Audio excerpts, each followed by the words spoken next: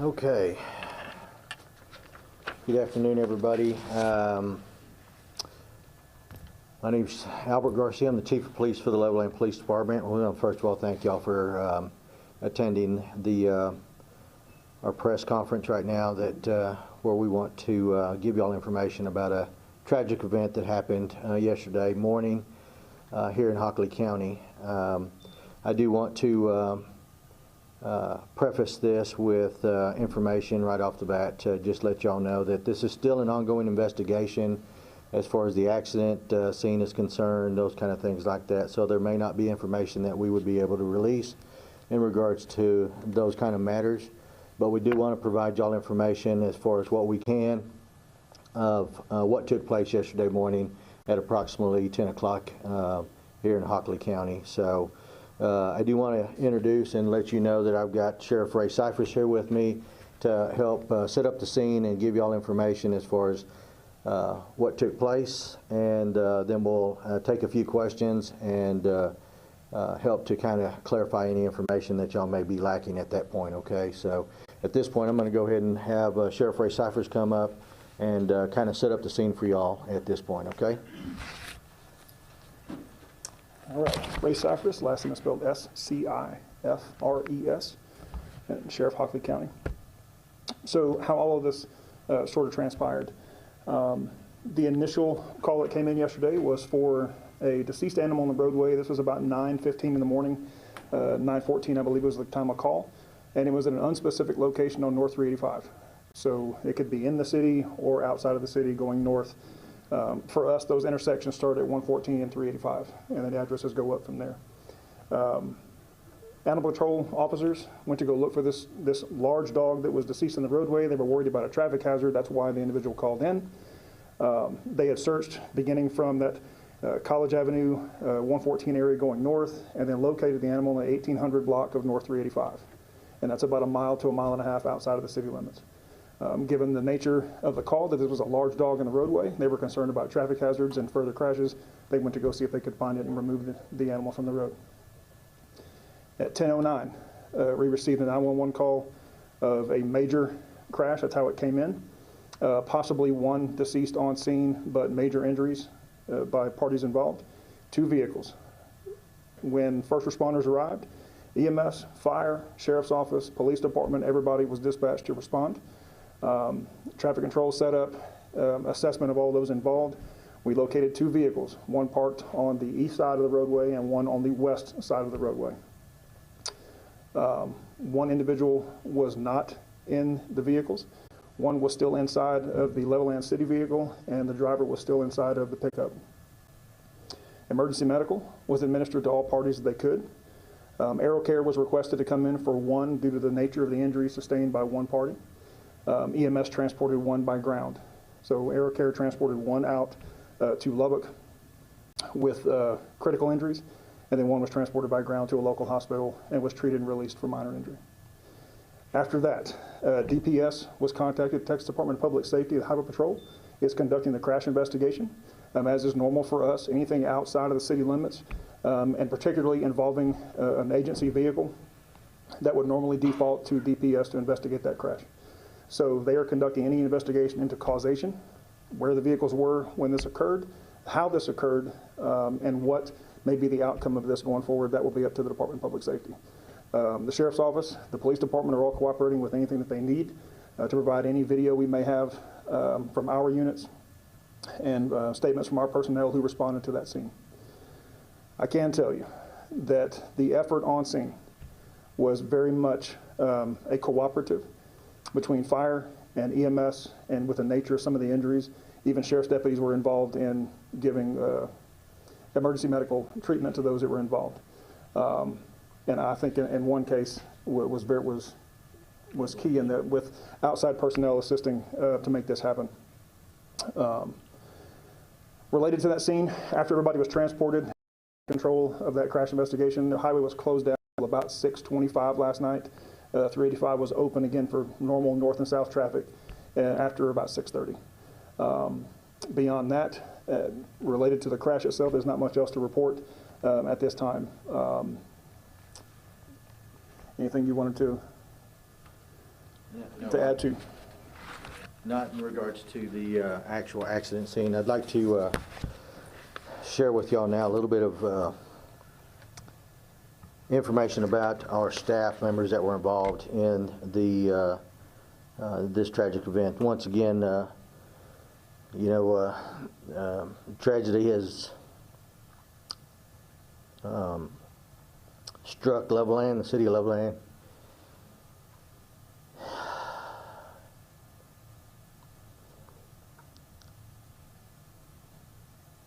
With the death of one of our animal control officers, Crystal Goforth.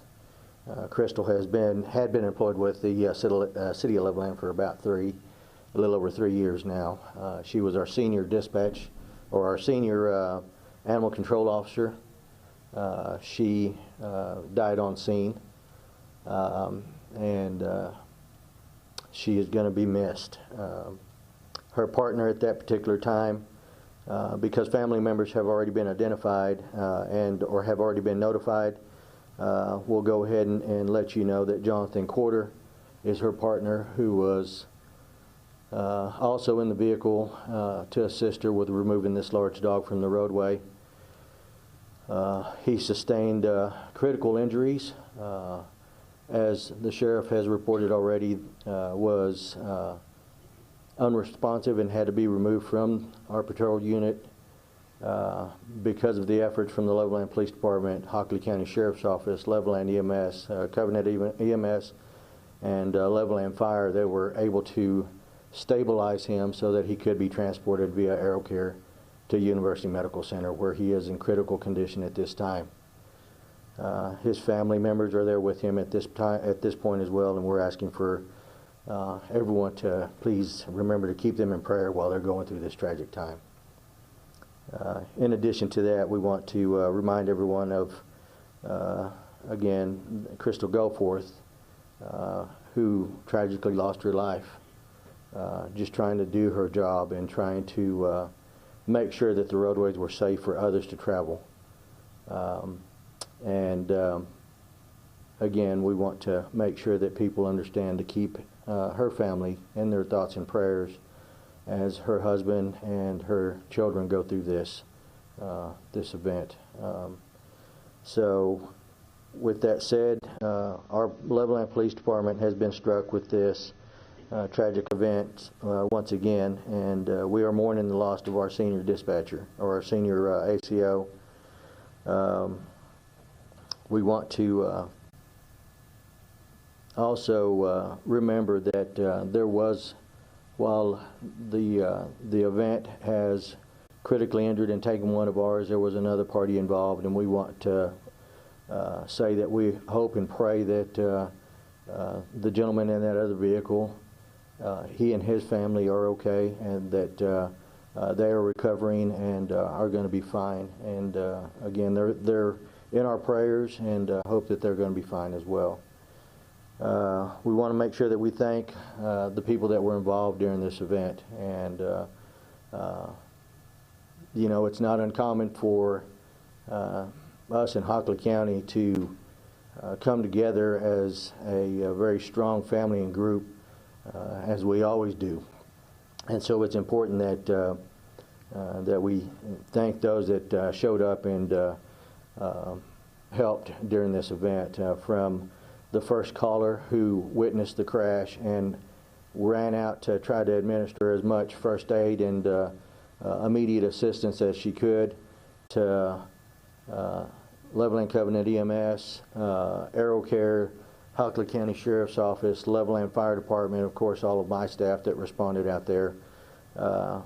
It was, as we indicated last night during our debrief, it was very much a group effort that was able to rescue those that were still involved. And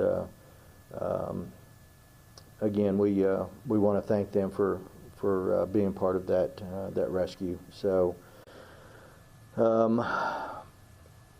at this point, I think we're ready to, if y'all have any questions. I do have one other thing that I need to reiterate or to advise as well. You know, oftentimes when tragedy strikes like this, where we're struck with different types of fictitious GoFundMe accounts or programs that are asking for funding or donations and things like that. We wanted the general public to understand that if anyone would like to donate to the Goforth family or to the Quarter family, our local association, the Blue and U LPD Special Accounts, has been set up. And so I'll just read this portion to you so that everyone understands specifically that Blue and U has established a special account at Prosperity Bank for monetary donations for anyone willing to or wanting to participate in that. You can make your donations in any Prosperity Bank location and reference the Blue and U LPD Special Accounts. That will ensure that any funds and donations made will go specifically to the Quarter or Goforth families at that point. So if it is not with Prosperity Bank, then we're not sure where it's going at that point. But this is what we have set up through our local association and through the Levelland Police Department. So again, we want to encourage everyone that can donate, please do so to assist those families. And if at anything, we want to encourage everyone to please keep our staff members in prayer while we go through this tragic event. At this point, I think we're ready to answer any questions if y'all have any questions for us at this point. Chief, you kind of already talked about the fund that's been set up, but obviously, as you said, you're facing tragedy yet again. What can this community do to help support their law enforcement community? Our community here in Levelland and Hockley County has always been supportive, and again, just as they did July 15th, once again they have continued to step up and offer whatever kind of assistance that we have required or what we have asked for. We know that there are several people that want to do all that they can to assist us, and so there'll be opportunities to do those kind of things, but we want to make sure that that they do that through either the law enforcement center or through City Hall, so that way we make sure the help goes to the right locations and the right people. We know that there is a big canine problem pretty much everywhere right now. What would you say to the citizens to help them understand that, hey, right now we need a little leeway because we don't have someone to work those calls? I appreciate you asking that, and yes, obviously the Levelland Police Department is charged with maintaining care and control of all animal control calls for the city of Levelland and portions of just outside the city as well. We try to assist Hockley County Sheriff's Office whenever they have major instances that involve canines or other animals as well. But we only have 3 people that are dedicated to those positions, and again, tragically, we have 2 that can't do that job now. We're asking our community to please be patient with us. At this particular time, while we're going through this terrible time and mourning the loss of our senior ACO and praying fiercely for our other ACO that they give us some patience and know that we may not be able to respond to the loose dog type calls. If we have something that is a major type call, a dog bite or vicious dog type calls, then our police officers will do their best to respond to those calls. But please have patience with us and understand that we're going through a difficult time right now. Unfortunately, this is an example of what we talk about. We've had conversations about people approaching flashing lights on the road. Slow down, move over, take precautions.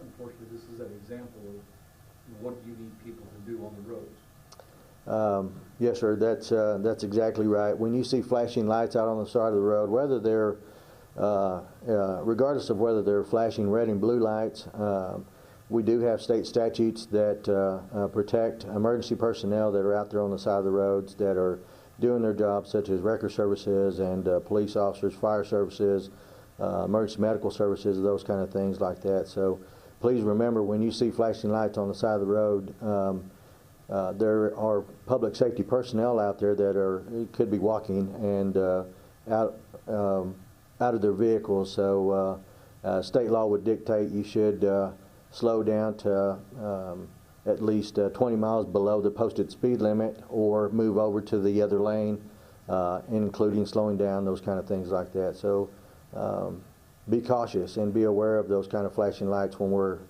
doing our job out there on those major highways. Any other questions? Anything for the sheriff or anyone else? Just at the animal shelter right now, how are they taking care of those animals with being short-staffed? Thank you for asking that, because that's somebody that I need to also thank. Right now, because we are short-staffed, we have had several of our community members that have come out and volunteered their time, their efforts to assist us in whatever way they could. We've had rescue centers that have reached out to us to remove some of the animals that we've had out there. And those that have not been removed, we have still one ACO that's on staff and is doing all that she can to make sure that she's caring for those animals. But it's primarily her and volunteers that have just stepped up to answer that call and do all that they can to make sure that we're taking care of those the animals that we have in our custody right now. So thank you again. Thanks to all the volunteers that have just immediately they reached out to us. And we have other outside agencies that have animal control officers that have reached out to us and let us know that they're there for us and are willing to help whatever they can do to assist us in our shelter needs. So again, we want to thank them publicly for that. So one of the things that the community could do to help support this is by coming forth and being a foster for these animals. Sure, absolutely. If there was any community member out there that feels like they could assist us by fostering some of these animals at this time while we're going through this, that would be great and very advantageous for us. And again, that would give us some time and some leeway to be able to just have time to mourn and recover from this tragedy. Any other questions? The last thing I want to ask is, did they normally go out together when they would go out on calls, or was this a specific incident? So normally when they would go out together is whenever, in this particular call, just as the sheriff has indicated, the original call was a large dog that was in the middle of the roadway. In that aspect, they would respond together because large dogs usually require both of them to be able to lift large dogs or large animals into the actual bed of the ACO vehicle, and so it is not uncommon for them to both be in the same vehicle when they're responding to such a call. Thank you, Chief. Thank you all. Appreciate y'all.